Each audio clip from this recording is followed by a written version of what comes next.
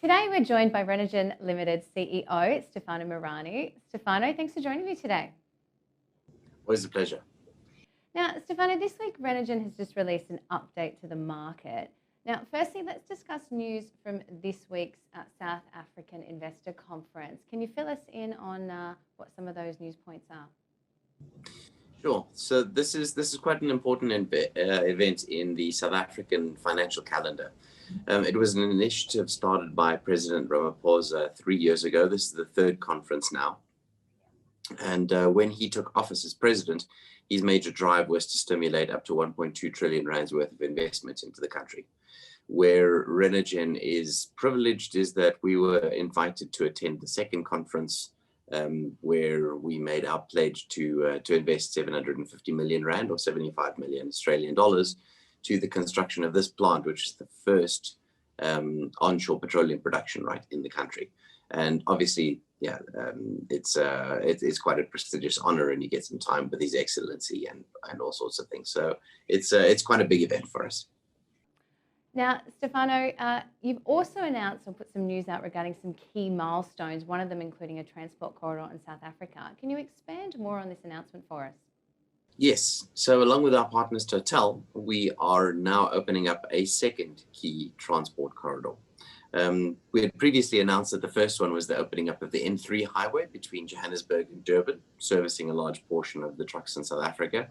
The next corridor that we have announced, that we've announced that we're opening up now, is the corridor between Cape Town and Johannesburg. And this is an important one because this corridor carries a lot of the food between the Western Cape and Gauteng, which in and of itself then opens up the entire refrigeration market, which is key to the second milestone, which we announced today.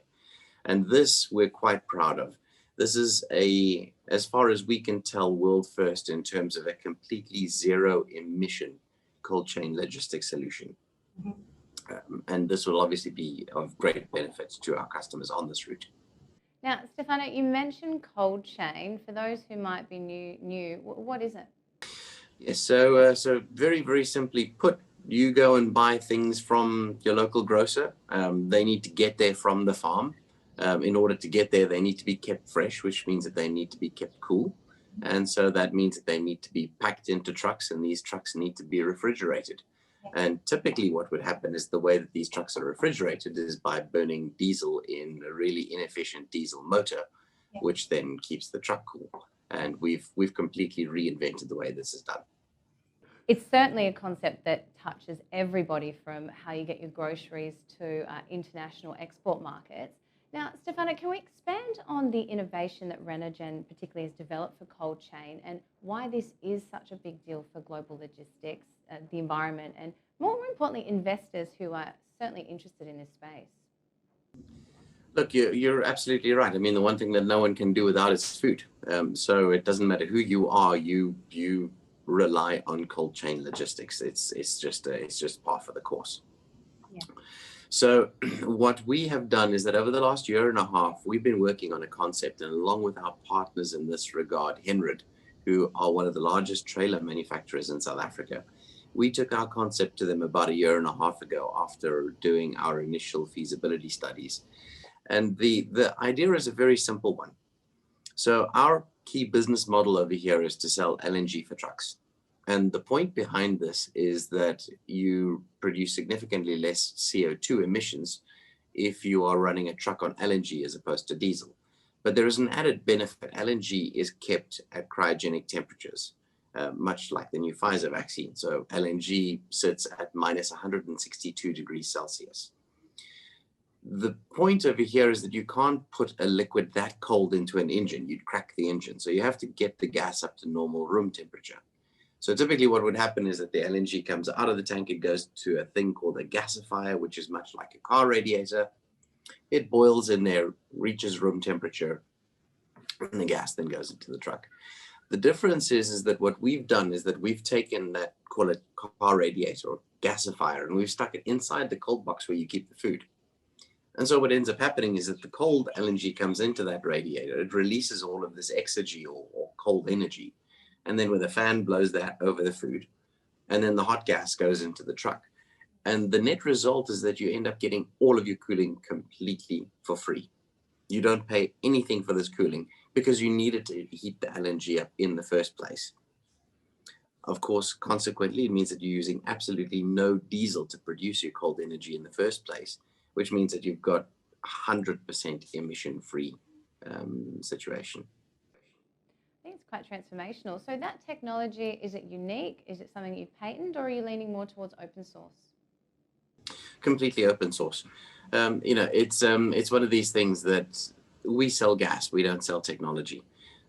Our approach on this has been, yes, we may have developed it, but the fact is that this is one of those technologies that really has the ability to have a major benefit to the planet. And so our rationale on this was share it with everyone, let everyone use it. And inadvertently, the more people that start to use it, the more we'll see a shift of people using trucks on LNG than diesel, which at the end of the day is good for us. And yeah, I mean, to put it in context, just to quantify it, if you convert 100 trucks onto LNG using this technology, you would save the equivalent amount of greenhouse gas as it would take to reverse by planting 300,000 trees. So this is quite meaningful.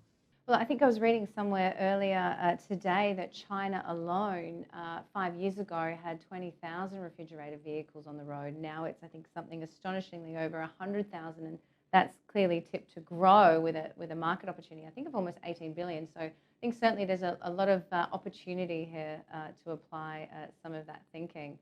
So, Stefano, switching gears now, what next? Where to from here? And certainly what can investors look forward to from Renergen? So obviously, the one thing that everyone is very excited about and paying close attention to is the drilling. Which, yes, I admit, I'll be the first one to admit we would have preferred it to go faster. But again, I come back to the whole adage that a good hole is better than a quick hole. So just be patient with us. We are learning in a completely new type of geology. But watch this space. We'll have some updates on the next 3 planned wells, and then in addition to that, there are some cheeky little announcements on the way regarding plans surrounding phase 2 and offtake agreements, etc., etc. So watch the space. Fantastic. Well, we will certainly be keenly watching. Stefano, thank you very much for your time today. Best of luck with the conference, and we look forward to more updates soon. Thank you very much.